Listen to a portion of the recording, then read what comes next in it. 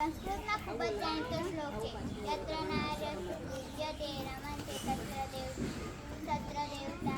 જ્યાં દીકરીઓ મહિલાઓ માતાનું પૂજન થાય છે, સન્માન જાળવવામાં આવે છે, ત્યાં દેવતાઓ હંમેશા પ્રસન્ન રહે છે. લોકો પાસે ઘણા વર્ષોથી આ જ્ઞાન છે, પણ તેનો સંપૂર્ણ અમલ થતો નથી. છેલ્લા કેટલાક વર્ષોથી આ દિશામાં સતત પ્રયાસ કરવામાં આવી રહ્યા છે અને દીકરીઓને દરેક તબક્કે શ્રેષ્ઠ બનાવવા માટે પ્રયાસ થઈ રહ્યા છે.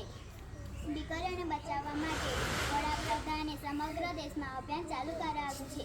ગામે ગામ અને શહેરોમાં આ અભિયાનને એક આંદોલનનું સ્વરૂપ આપવા માટે પ્રયાસ થઈ રહ્યા છે. સમગ્ર ભારતમાં દીકરીઓને શિક્ષિત બનાવવા અને દીકરીઓને બચાવવા માટે આપણા દેશના પ્રધાનમંત્રી શ્રી નરેન્દ્રભાઈ મોદી દ્વારા દીકરીઓના નામે એક યોજના શરૂ કરવામાં આવી છે. બેટી બચાવો બેટી ભણાવો. આપણે 2011ની વસ્તીની ગણતરી જોઈએ તો 0 થી 6 વર્ષની દીકરીઓની સંખ્યામાં સતત ઘટાડો થઈ રહ્યો છે. ભારતના ઘણા સમાજોમાં દીકરીઓને મળતા લાભો સેવાઓની જાણકારી પહોંચાડવામાં આવતી જ નથી. ત્યારે આ બેટી બચાવો બેટી ભણાવો નારીએ સાચા અર્થમાં અશક્તમાંથી સશક્ત બનાવશે. આ યોજના સાચા અર્થમાં અમલ થશે તો આ દેશના પુરુષ અને સ્ત્રી વચ્ચેના ભેદભાવનો અંત આવશે.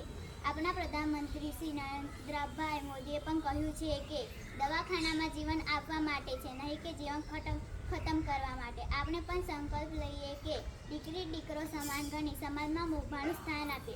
બેટી હે તો કલ હે. અસ્તુ. જય જય ગરવી ગુજરાત. ભારત માતા કી જય.